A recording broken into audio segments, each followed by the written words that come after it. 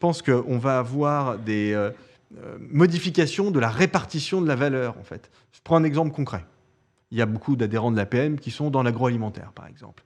Dans l'agroalimentaire, ça fait longtemps qu'il y a des batailles, c'est tout à fait légitime d'ailleurs, entre les industriels, les agriculteurs, les industriels, les distributeurs, pour savoir qui récupère la valeur et qui est capable d'augmenter les prix et qui peut pas les augmenter. Quand vous avez des périodes d'inflation, en fait, tous les repères sont brouillés.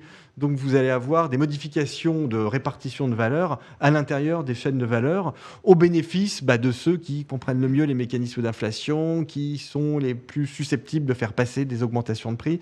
Donc, vous voyez, je pense qu'il faut vraiment regarder à l'intérieur des filières pour voir qui peut être gagnant ou perdant.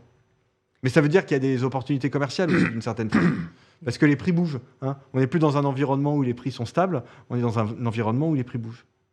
C'est un monde incertain, qui restera un monde ouvert, mais peut-être un peu moins ouvert.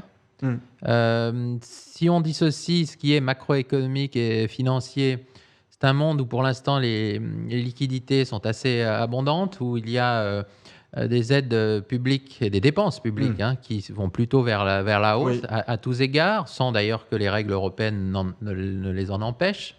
Et donc, je dirais, jusqu'ici, tout va bien. Mais en tout cas, voilà, ça a sans doute d'ailleurs contribué un tout petit peu, pas complètement à l'inflation, parce qu'à force d'injecter des liquidités, les banques centrales, etc. Et sur ce registre-là, à un moment, ça va quand même finir par s'arrêter, l'argent magique ou l'argent gratuit. Du point de vue microéconomique, là, il y avait déjà des transitions que Nicolas vient de rappeler, la transition écologique, la transition digitale. Ce qui se surajoute, c'est vraiment cette vision de la mondialisation qui est un petit peu plus géopolitique, avec cette idée qu'on n'est pas que dans le calcul coût-avantage, il y a aussi des calculs politiques. En effet, tu parlais tout à l'heure de la fiabilité des partenaires éventuels.